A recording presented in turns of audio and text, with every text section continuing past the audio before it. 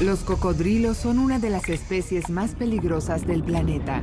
Es como la electricidad. Cuando está cortada, no hay problema. Cuando está encendida, ya es demasiado tarde. Pero algunas personas se sienten muy atraídas por estas bestias salvajes. Le dije que no me gustaba que hiciera eso, pero a él le encantaba. La fascinación puede llevar a un peligro extremo. Me miraba como diciendo, te tengo, ¿qué vas a hacer ahora?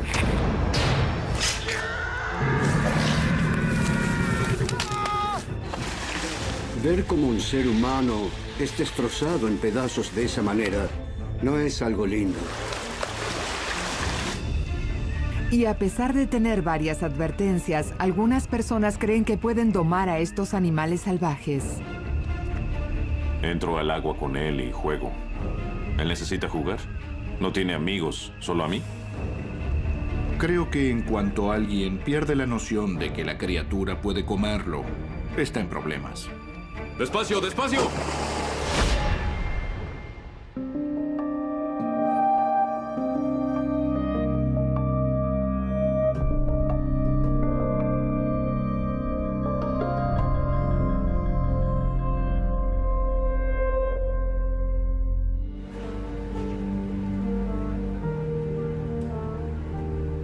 Herbert Penshorn fue uno de los doctores más respetados en Sudáfrica. Era un cirujano activo que pasó más de 20 años en el hospital principal de Pretoria. Era un hombre muy respetado. Terminó sus estudios aquí en Pretoria y luego se fue a Inglaterra. Allí siguió estudiando. Tenía mucho conocimiento sobre cirugía. Pero Penshorn también tenía otra vida. Además de ser médico, era uno de los criadores de cocodrilos más importantes en Sudáfrica. Era uno de los más antiguos en la industria. Todo el tiempo estudió los cocodrilos, las enfermedades que tenían y cómo curarlos. Avanzó mucho en ese sentido. Realmente amaba sus cocodrilos. La familia de Herbert se asentó en Crundal, una ciudad pequeña en Sudáfrica, hace más de 200 años. Los colonos insulares alemanes tenían un gran vínculo con la tierra y la ganadería. Estamos aquí desde hace mucho. Mi bisabuelo llegó a este país como misionero. Mi abuelo nació aquí. Mi padre nació aquí. Yo soy el hijo mayor y mi hermano Herbie era el menor.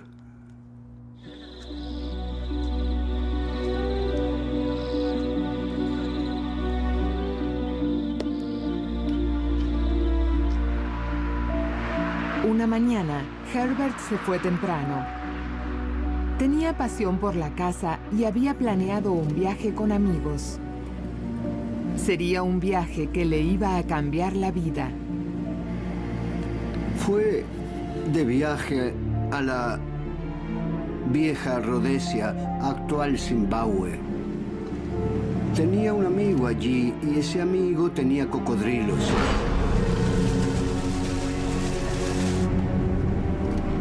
Entonces decidió hacer algo que nadie más había hecho en Sudáfrica.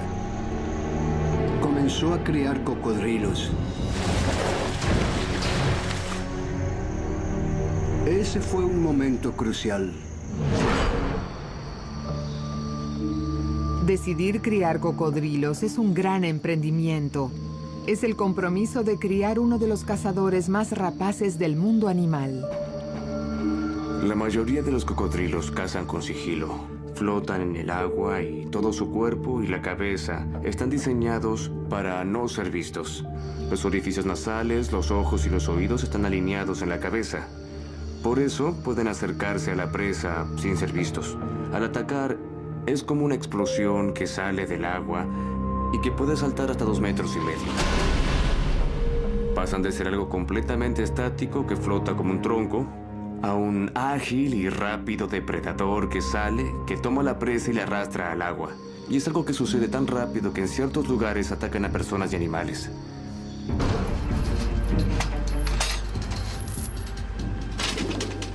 Comenzó con unos 15 cocodrilos. La familia no quería que lo hiciera. Todos nos dedicamos a la ganadería, pero la ganadería con cocodrilos es algo un poco raro. Es un reptil. Le dije, ¿cómo puedes criar un reptil? Será mejor que compres una granja con algo de ganado y esos animales. Puedes ir los fines de semana y no es tan complicado. Esto es raro.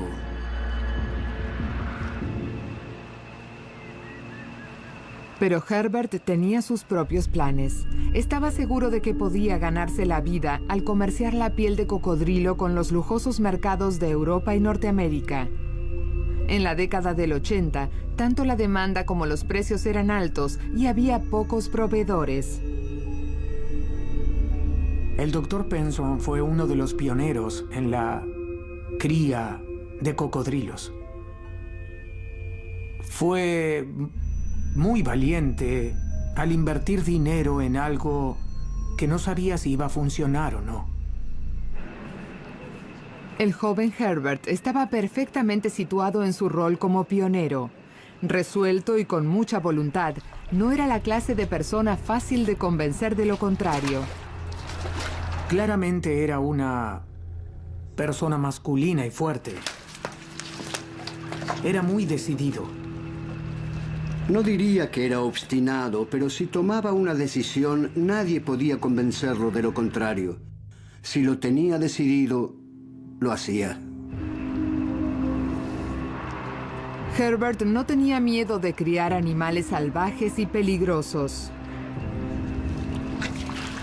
Siempre nos advertía que no jugáramos con los cocodrilos. Decía que debíamos estar siempre alerta y saber dónde estaban y qué estaban haciendo, en especial cuando estábamos entre ellos. Él sabía lo peligrosos que eran.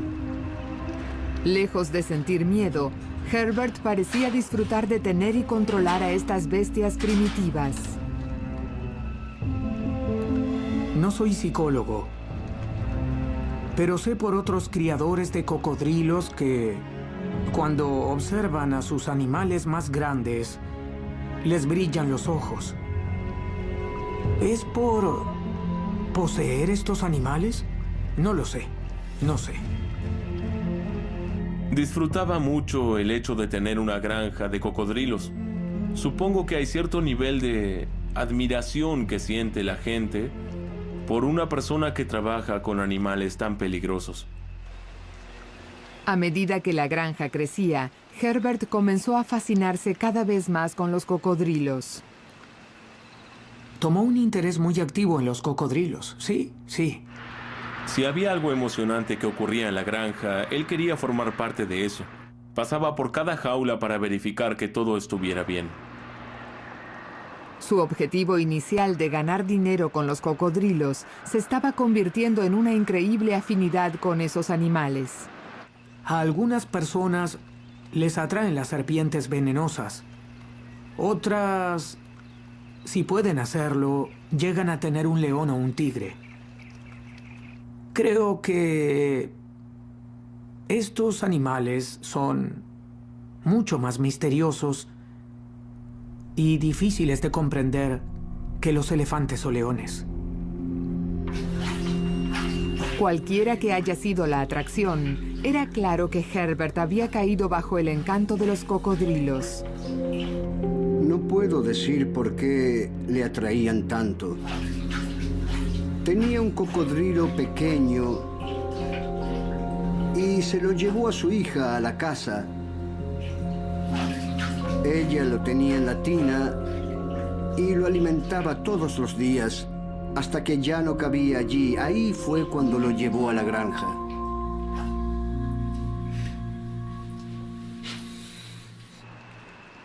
Con el precio de la piel en alza, la granja de Herbert crecía rápidamente. Tenía la ambición de hacer que la granja no dejara de crecer. Tuvo mucho éxito. Llegó a tener 22,000 cocodrilos. Pero el crecimiento de la granja trajo problemas. Era la clase de persona que quiere tener éxito absoluto, pero también era la clase de individuo que quiere hacer todo solo. Con miles de cocodrilos a su cargo, más la responsabilidad de ser un cirujano, Herbert llegó a un punto límite. Al mismo tiempo, los cocodrilos de agua salada no dejaban de reproducirse y de hacerse más competitivos y agresivos. Es como la electricidad. Cuando está cortada no hay problema. Cuando está encendida ya es demasiado tarde.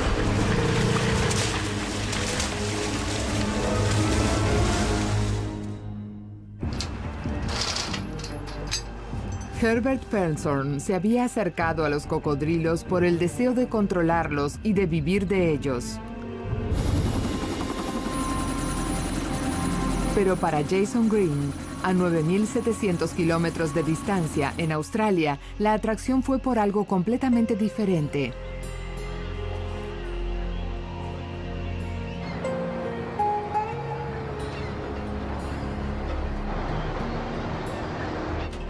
Jason Green había pasado un verano agotador al trabajar en un barco pesquero en la costa de Darwin.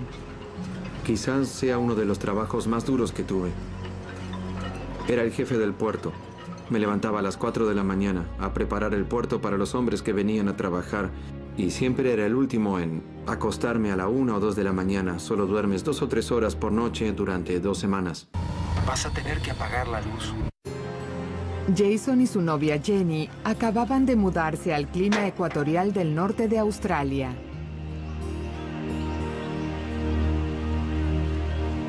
Una de las mayores atracciones turísticas en la zona es la granja de cocodrilos de Darwin. Diferentes personas se sienten atraídas a diferentes cosas. Hay gente a la que le gustan los caballos, las serpientes, a otros los pájaros, a mí los cocodrilos. Al igual que la de Herbert en Sudáfrica, la granja les provee pieles de lujo a los mercados. A Jason, ver estos animales prehistóricos le hizo despertar una fascinación antigua. Mi madre nació en África, por lo que me contaba historias de cuando ellos eran niños y solían nadar en un río que estaba lleno de cocodrilos e hipopótamos. Cada vez que yo los veía en la televisión me sentía fascinado. Me gusta la fuerza que tienen y también lo peligrosos que pueden llegar a ser. Crecimos en una pequeña ciudad. Allí siempre había serpientes y arañas, y a él le despertaban interés.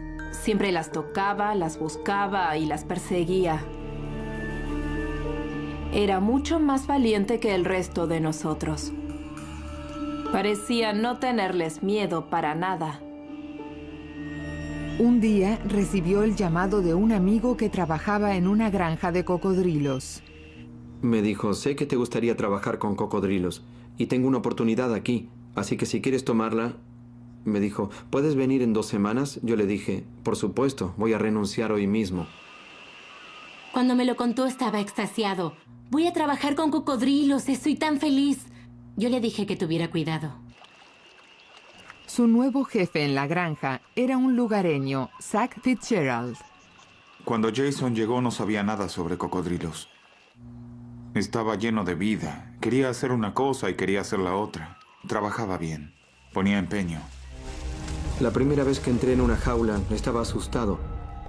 Recuerdo que me coloqué contra la pared y caminé por la jaula muy lentamente, pensando que uno de esos animales iba a atacarme. Un sujeto me alcanzó una manguera y me dijo, si alguno de los cocodrilos te molesta o intenta acercarse, échale agua en el rostro con la manguera. Tenía la manguera y con ella les rociaba un poco de agua en el rostro a los cocodrilos. Había un cocodrilo que me seguía por toda la jaula. No sé por qué, pero aparentemente es porque saben cuando uno tiene miedo. A medida que pasaron los días y al trabajar con ellos a diario, comencé a conocerlos y a saber qué es lo que hacen y eso es emocionante. En cuanto comenzó a trabajar allí, se enamoró por completo. Yo pensé, es el trabajo perfecto para él. Estoy segura de que se quedará allí toda la vida. Una de las tareas de la granja es alimentar a los cocodrilos, un trabajo que no se puede tomar a la ligera. Cuando alimenté al primer cocodrilo, mi vida cambió. Estaba nervioso y asustado porque había visto lo rápido que salen los cocodrilos del agua. Los cocodrilos de agua salada pueden crecer hasta 5 metros y pesar más de media tonelada. Pueden superar a la mayoría de los hombres en fuerza. Cuando me contó lo grandes que eran esas criaturas y que él las estaba alimentando, le dije que no me gustaba que hiciera eso, pero que no iba a prohibirle que hiciera algo que él quería. El lugar tiene un lago principal con unos 100 cocodrilos. Algunos son enormes. Cuando sostienes un pollo y tienes delante de ti un monstruo de 5 metros que sabes que podría matarte con facilidad, siempre hay adrenalina corriendo por tus venas.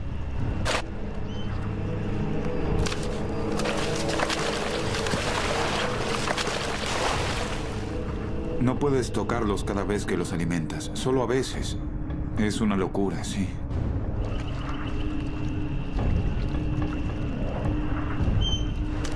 A medida que pasaba el tiempo, el interés de Jason en los cocodrilos comenzó a intensificarse. Una vez que comenzó a trabajar con ellos y a conocerlos, su pasión se despertó.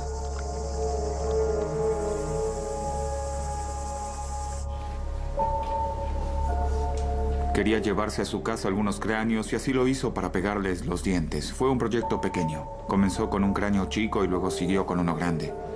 Creo que con el tiempo, Jason se obsesionó con los cocodrilos. Solía llegar a casa a diario con una novedad como ¿sabías que el cocodrilo de agua salada hace tal cosa? ¿O sabías que también hace tal otra? Los cocodrilos, de alguna manera, son como la gente. Tienen su personalidad propia. Algunos quieren morderte, otros se alejan de ti, se sientan en un rincón y solo se relajan allí. Pero uno comienza a entenderlos más una vez que trabajó con ellos. Tenemos un lago principal en el trabajo y hemos tenido hasta 80 cocodrilos en la orilla en distintos momentos, pero yo pude ponerles nombre y reconocerlos a todos. La obsesión de Jason era tan fuerte que comenzó a sentir más afinidad con determinados cocodrilos. A veces salía y se iba hacia el césped porque sabía que era el momento de la limpieza, que yo iba a limpiar su jaula. Creo que sí, Bart era uno de esos cocodrilos que parecían conocerme. Para Jason, estas relaciones eran perfectamente normales. No me parece extraño. Creo que a todos les fascina algo diferente. Mi novia siempre dice, tú y tus amigos siempre están hablando de cocodrilos. Nunca me dan un descanso. Siempre uno saca el tema. Y yo le digo, bueno, tienes que entender que esta es mi vida ahora.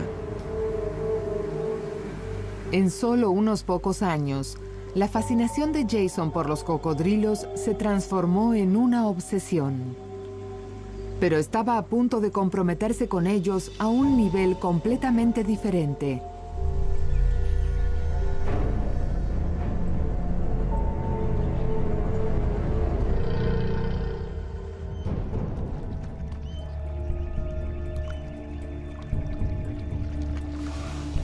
Después de trabajar 3 años en la granja, Jason Green estaba comenzando a sentirse cómodo entre los enormes cocodrilos de agua salada. Pero esta familiaridad estaba a punto de conducirlo hacia una dirección nueva y peligrosa. Estaba a punto de tomar los huevos directamente de los nidos de los cocodrilos salvajes. La granja aumenta la cantidad de animales al incubar los huevos de sus propios cocodrilos. Pero los huevos silvestres también son necesarios como complemento. Tienen que recogerlos de nidos en los pantanos cercanos. Tienen que rastrillar la vegetación para construir un montículo. Luego colocar los huevos y cubrirlos. Tienes que acercarte y tomarlos lo más rápido posible, sin dañarlos ni poner en riesgo tu vida. Como cualquier madre, son muy protectores. Harán cualquier cosa, no tienen miedo. Es algo peligroso. Las hembras son grandes, están hambrientas, son agresivas y van a proteger a sus huevos a toda costa. Empollan los huevos durante 3 meses y durante todo ese periodo, la hembra se mantiene cerca del nido sin alimentarse, por lo que tiene muy mal humor y no deja de vigilar el lugar. Robar el nido de un cocodrilo puede llegar a ser un acto suicida. Para Jason, salir a robar nidos era el desafío máximo. Sabía que él estaba preocupado. Lo conozco desde hace tanto tiempo que sé lo que pasa por la cabeza de Jason. Sabía que sucedía algo y que él estaba preocupado. Tuve sueños sobre un cocodrilo que salía del agua y yo veía el fondo de su garganta. Me tomaba y me arrastraba hasta el agua. Creo que uno de los mayores miedos es presenciar el ataque a un compañero. Presenciar cuando un cocodrilo desgarra o mata a un compañero. Todos en la granja tienen pesadillas sobre eso. A pesar de sus miedos, Jason no pudo resistir otra tentación con el peligro. Me preguntaron 3 veces, ¿seguro que quieres hacerlo? ¿Seguro que quieres ir a buscar huevos? Y yo respondí que era lo que quería hacer. Vi cómo el resto de los sujetos lo hacía y yo también quería hacerlo. De alguna manera, creo que es un poco egoísta mi actitud, porque toda mi familia está preocupada por mí siempre.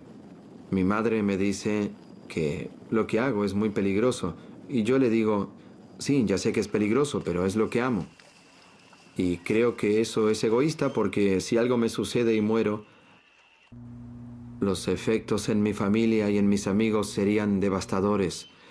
Creo que hice preocupar mucho a mis padres durante todos estos años. Ya hace 5 años y medio que trabajo en la granja. Todos los días, Jason y su jefe, Zach, tomaban un helicóptero y se internaban en la vida salvaje. Es muy duro porque hace mucho calor. Uno intenta subir una pendiente de 5 metros y te atacan las moscas y las hormigas. Es como estar en el ejército en una zona de guerra. Tienes el arma, tienes el agua, tienes las municiones y un palo. Y el rostro pintado para camuflarte. Si estás entre los arbustos, sabes que estás bien. Cada vez que él salía, yo me sentaba a esperar su llamada. Estoy en casa, estoy bien. Llegué a salvo esta vez. Y le agradecí a Dios. Estoy buscando un rifle de... Durante 2 temporadas, Jason y Zach trabajaron en equipo revisando los pantanos en busca de huevos. Zach estaba contento cuando terminaba cada temporada. El primer y el segundo año son emocionantes. Después es como decir, no, la temporada de huevos otra vez. Bien, de acuerdo, vamos. Cuando termina decimos, lo logramos una vez más, qué bueno. Pero Jason parecía disfrutar el desafío y el peligro. Creo que hay una parte de mí que disfruta del miedo. Tiene que ser así, de lo contrario no lo haría. Y siempre está esa sensación de saber que puedes morir en cualquier momento. Creo que es parte de sentir la adrenalina. El 22 de enero de 2008, estos 2 amigos estaban llegando al final de la temporada de búsqueda. Era un día como cualquier otro. Y ya terminábamos con el recorrido. Eran las 5:20 de la tarde. Yo siempre miro la brújula en el helicóptero para saber hacia dónde vamos y me di cuenta de que íbamos hacia el sur, así que pensé, es el final del día, regresamos al helipuerto. Pero a medida que regresaban a casa, visualizaron un nido más debajo de ellos. La zona a la que habíamos ido era plana e inundada. Había mucha agua y mucho pasto. Es una zona conocida por tener hembras grandes allí.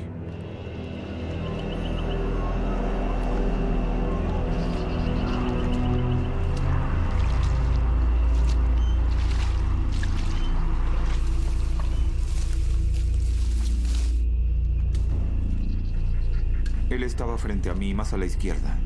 El nido estaba justo frente a él.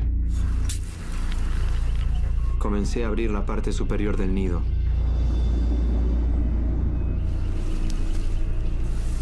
Los huevos eran muy grandes. Había unos 60 o 70 huevos allí, por lo que sabía que la madre tendría al menos unos 3,5 metros de largo.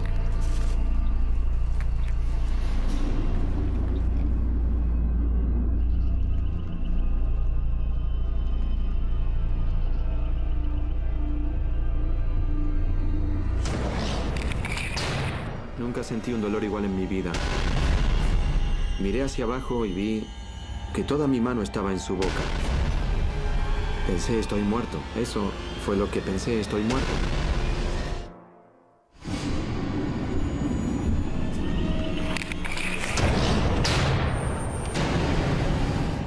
En los remotos pantanos de Australia, Jason Green había sido atacado por un cocodrilo.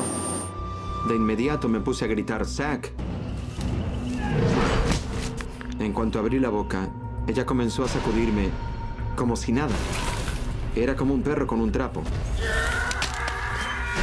Lo sacudía para todos lados. El cuerpo de Jason iba hacia la izquierda y hacia la derecha. Lo estaba desgarrando. En ese momento, escuché los disparos. Disparé 4 veces. Él regresó volando. Al instante vi cómo la madre se iba. Salió del agua y se alejó. Jason estaba libre, pero gravemente herido. Movió mi brazo como si fuera un palillo. Recuerdo que Zack me empujó hacia el helicóptero para irnos.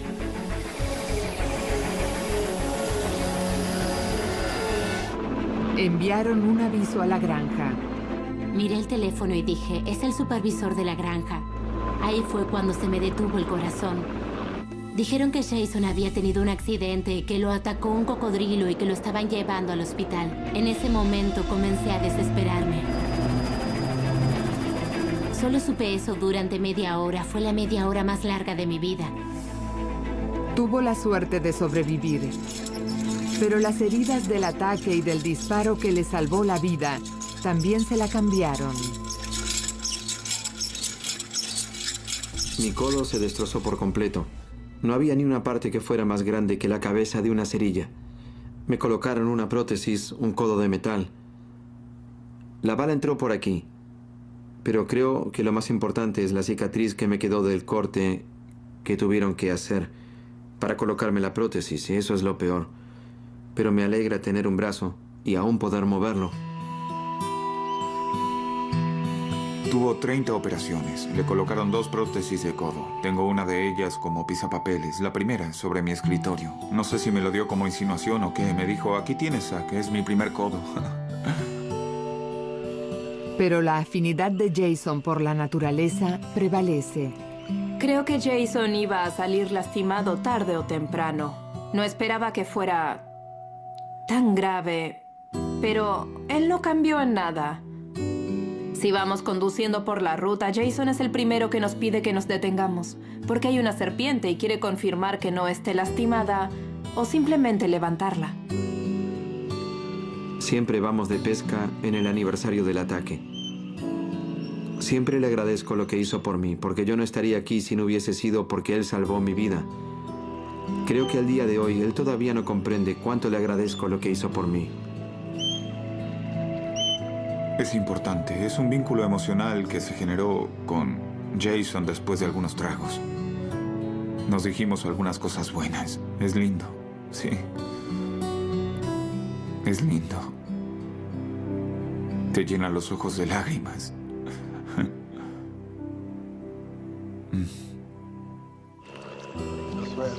El ataque dejó algo más que marcas físicas.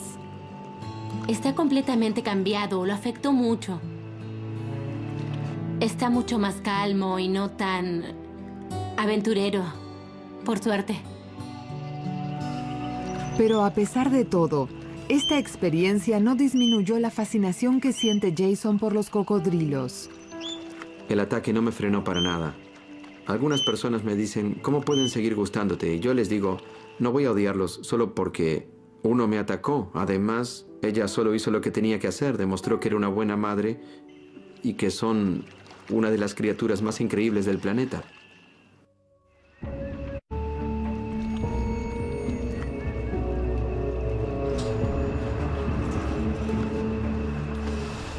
Para la época del ataque de Jason, en 2008, la granja de cocodrilos de Herbert Penshorn se había convertido en una de las más grandes de Sudáfrica, y él se había transformado en un experto reconocido en el campo. Era un miembro muy respetado en la comunidad de cría de cocodrilos.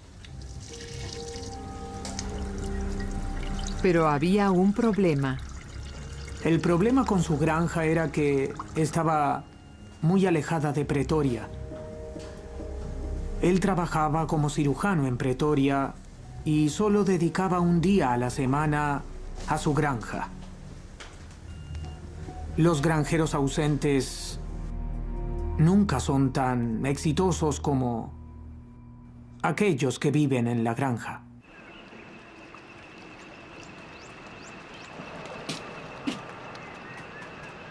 Cuando llegaba, siempre nos ayudaba.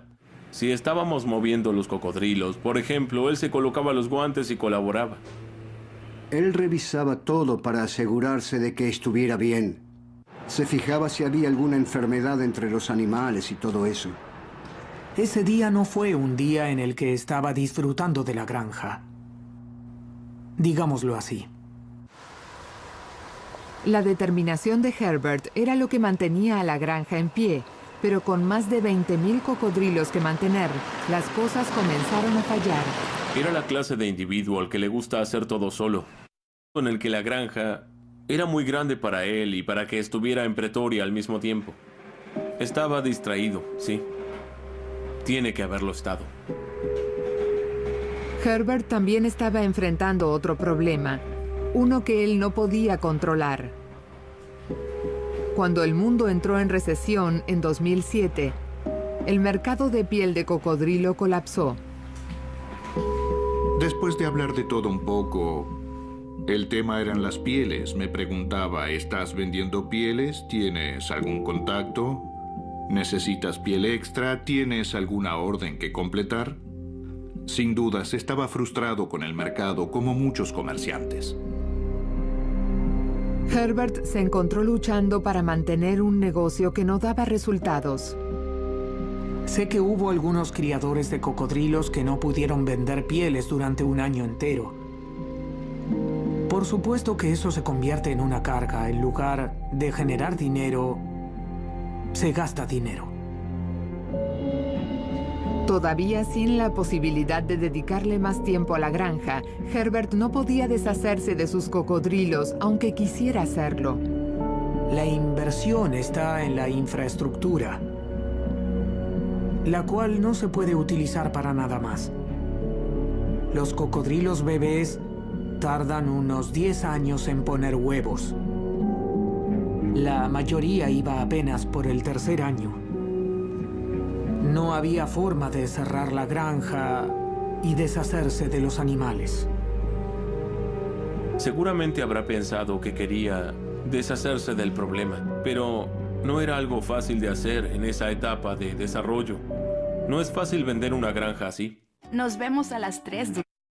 Estaba claramente atrapado.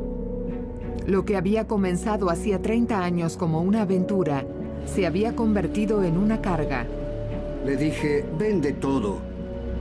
Pondremos un capataz, pero él no me escuchó. Me dijo, no. Voy a seguir adelante con los cocodrilos. Serán mi trabajo para cuando esté jubilado.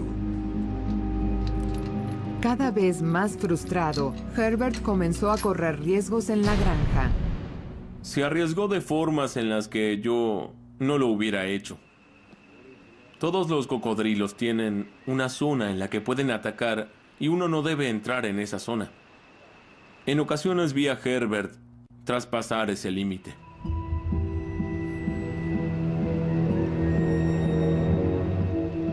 El 23 de febrero de 2011, Herbert estaba haciendo una de sus inspecciones semanales en la granja.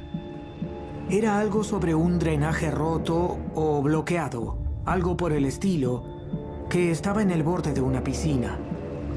Como no había nadie cerca, fue a repararlo él mismo.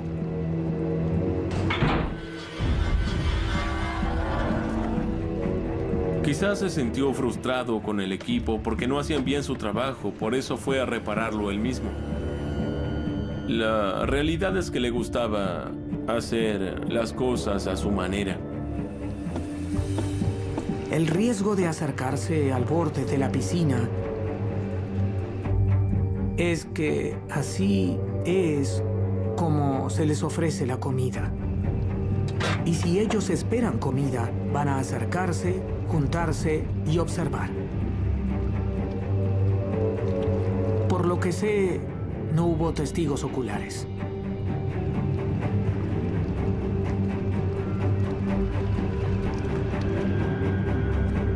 Quizás haya resbalado.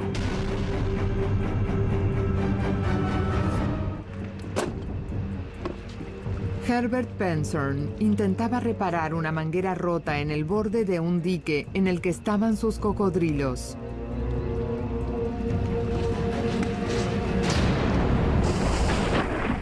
Lo terriblemente horrible es que cuando cayó sabía qué era lo que iba a suceder. Se dio cuenta.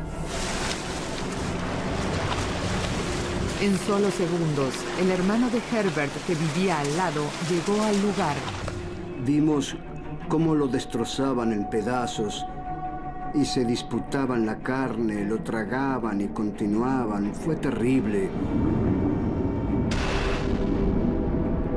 Quiero decir, ¿qué podía hacer? Yo estaba allí parado, mi hermano estaba en el dique y no podía zambullirme para ayudarlo o intentar salvarlo. Ver cómo un ser humano es destrozado en pedazos de esa manera no es algo lindo.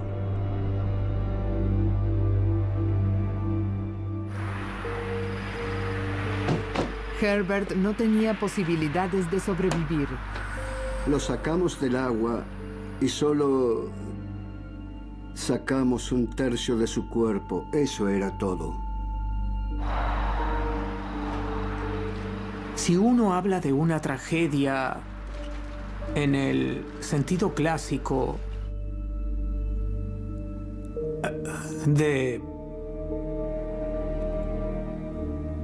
determinados eventos que llevan a una situación en particular, esto se asemeja mucho.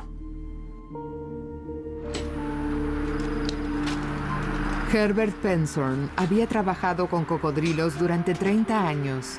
Era un experto reconocido, pero aún así su experiencia no pudo salvarlo.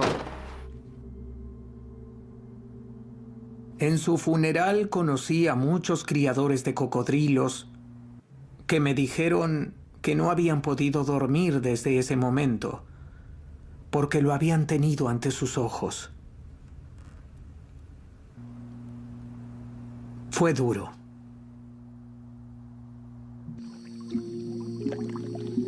Pero a pesar de los terribles accidentes que pueden ocurrir cuando los humanos entran en contacto con los cocodrilos, también están aquellos que creen que pueden generar un vínculo tan fuerte que impedirá que sean atacados.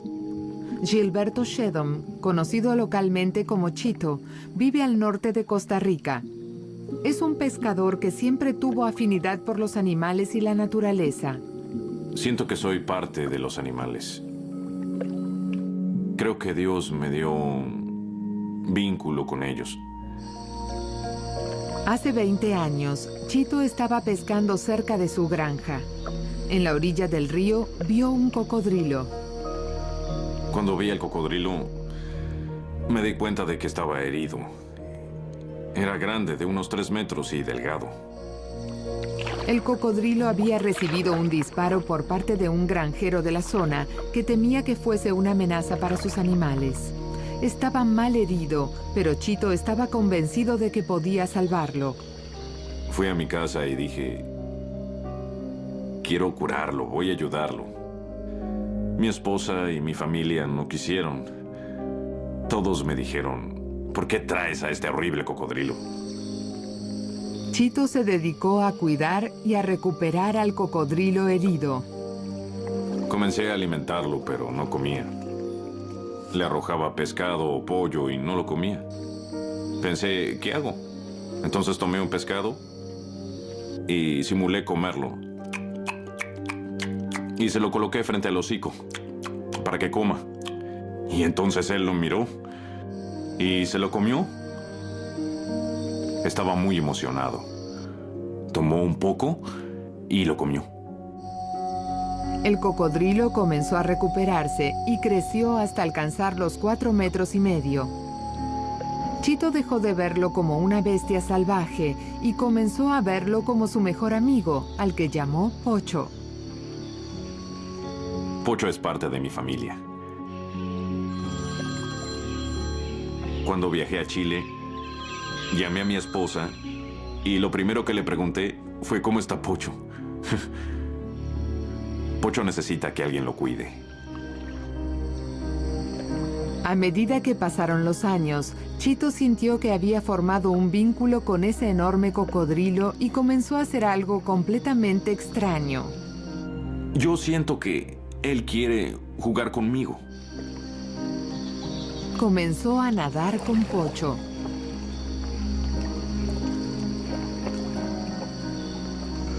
Un cocodrilo nunca querría jugar con un ser humano. No juegan entre ellos, así que menos con otra especie. Y mucho menos con una que sea comestible.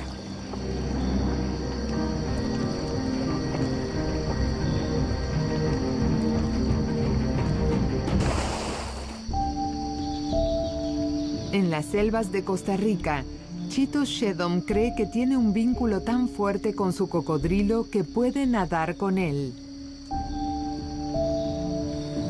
Antes de entrar al agua le hablo y lo llamo Pocho, Pocho, Pocho, Pocho.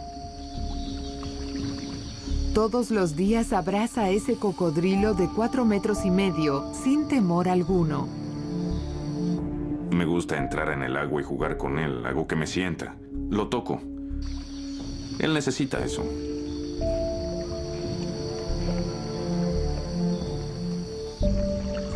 Realmente me siento un cocodrilo con Pocho. Cuando toco el agua, me convierto en cocodrilo.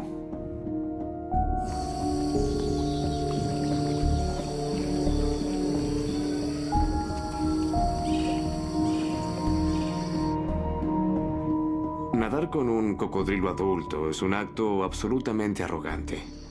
Si una persona llega al punto en el que se siente tan segura como para hacer cualquier cosa con un cocodrilo, está en una situación muy peligrosa, porque la mayoría de los cocodrilos son absolutamente impredecibles. Tienen una increíble velocidad y pueden pasar de ser seguros a ser una amenaza en medio segundo. Ese hombre corre un gran riesgo. Pero Chito cree que generó un vínculo físico y emocional con Pocho. No tiene amigos, solo me tiene a mí. Yo completo esa parte de él. Entro al agua y juego con él. Juega. Necesita jugar. Creo que él está jugando con el cocodrilo. No creo que el cocodrilo esté jugando con él. Solo lo está tolerando. Un cachorro de león o de tigre que interactúa, juega, desarrolla sus capacidades, aprende a cazar, todo interactuando. En ninguna etapa de sus vidas los cocodrilos hacen eso. Son individualistas y se toleran entre sí o se comen entre sí. Yo siento y él siente. Necesitamos estar juntos. Es como cuando llevas a tu esposa a un restaurante. Cuando suena la música, vas con tu esposa a bailar y eso te hace feliz. Cuando estoy con Pocho, me siento feliz. La emoción no forma parte de esta relación para nada. La idea sola de que un cocodrilo pueda tener una relación emocional con un ser humano es... bueno, es algo tonta. Él puede enamorarse del cocodrilo, respetarlo, nadar con él, cuidarlo, mimarlo y alimentarlo. Pero es una relación unilateral, no hay nada a cambio, solo tolerancia. A pesar de la evidencia que hay en su contra, Chito está convencido de que puede hacerse amigo de una de las fuerzas más salvajes de la naturaleza. La gente me dice que estoy completamente loco, que soy un demente. Algunas personas me dicen, Chito, ese cocodrilo va a comerte. Pero yo no le tengo miedo. La creencia de Chito de haber domado a este cocodrilo lo hace correr un gran riesgo.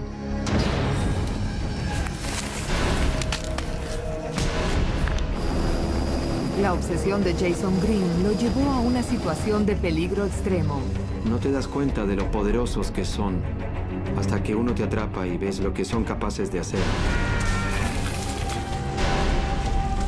son una de las especies más peligrosas del planeta para el hombre. Y el deseo de Herbert Penshorn de criarlos lo llevó a la muerte. Intenté ayudarlo.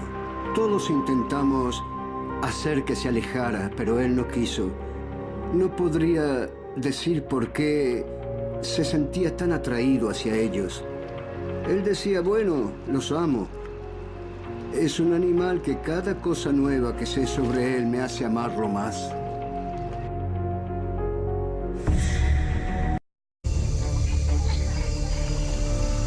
Los cocodrilos son una de las especies más peligrosas del planeta. Es como la electricidad. Cuando está cortada, no hay problema. Cuando está encendida ya es demasiado tarde. Pero algunas personas se sienten muy atraídas por estas bestias salvajes. Le dije que no me gustaba que hiciera eso, pero a él le encantaba. La fascinación puede llevar a un peligro extremo. Me miraba como diciendo, te tengo, ¿qué vas a hacer ahora?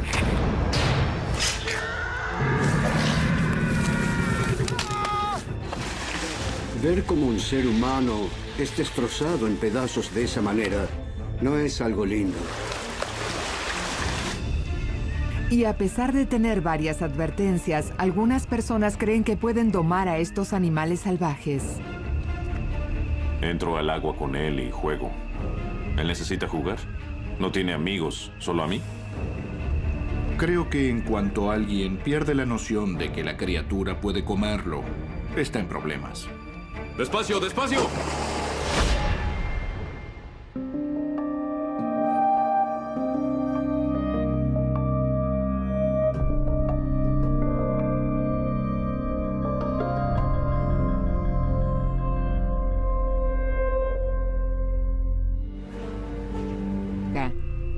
En la década del 80, tanto la demanda como los precios eran altos y había pocos proveedores. El Dr. Penshorn fue uno de los pioneros en la cría de cocodrilos. Fue muy valiente al invertir dinero en algo que no sabía si iba a funcionar o no. El joven Herbert estaba perfectamente situado en su rol como pionero. Resuelto y con mucha voluntad, no era la clase de persona fácil de convencer de lo contrario. Claramente era una persona masculina y fuerte. Era muy decidido. No diría que era obstinado, pero si tomaba una decisión, nadie podía convencerlo de lo contrario. Si lo tenía decidido, lo hacía. Herbert no tenía miedo de criar animales salvajes y peligrosos. Siempre nos advertía que no jugáramos con los cocodrilos. Decía que debíamos estar siempre alerta y saber dónde estaban y qué estaban haciendo, en especial cuando estábamos entre ellos. Él sabía lo peligrosos que eran. Lejos de sentir miedo, Herbert Penshorn fue uno de los doctores más respetados en Sudáfrica. Era un cirujano activo que pasó más de 20 años en el hospital principal de Pretoria. Era un hombre muy respetado. Terminó sus estudios aquí en Pretoria y luego se fue a Inglaterra. Allí siguió estudiando. Tenía mucho conocimiento sobre cirugía. Pero Penshorn también tenía otra vida. Además de ser médico, era uno de los criadores de cocodrilos más importantes en Sudáfrica. Era uno de los más antiguos en la industria. Todo el tiempo estudió los cocodrilos, las enfermedades que tenían y cómo curarlos. Avanzó mucho en ese sentido.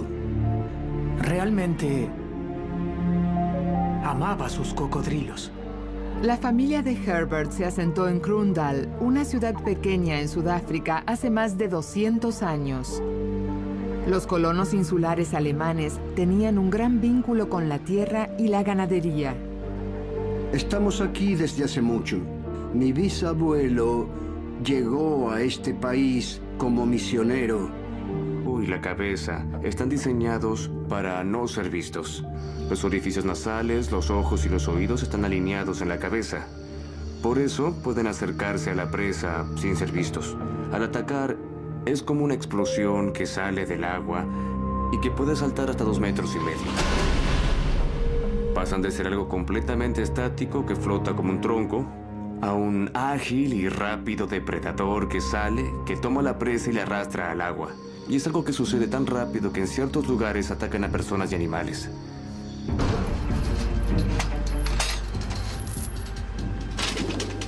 Comenzó con unos 15 cocodrilos. La familia no quería que lo hiciera. Todos nos dedicamos a la ganadería, pero la ganadería con cocodrilos es algo un poco raro. Es un reptil. Le dije, ¿cómo puedes criar un reptil? Será mejor que compres una granja con algo de ganado y esos animales. Puedes ir los fines de semana y no es tan complicado. Esto es raro.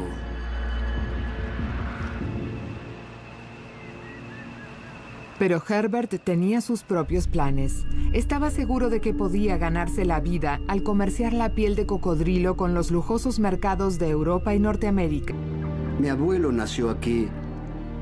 Mi padre nació aquí. Yo soy el hijo mayor y mi hermano Herbie era el menor.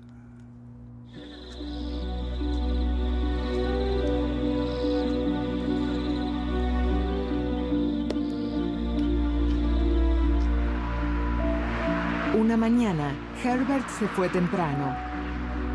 Tenía pasión por la caza y había planeado un viaje con amigos. Sería un viaje que le iba a cambiar la vida. Fue de viaje a la vieja Rhodesia, actual Zimbabue. Tenía un amigo allí y ese amigo tenía cocodrilos.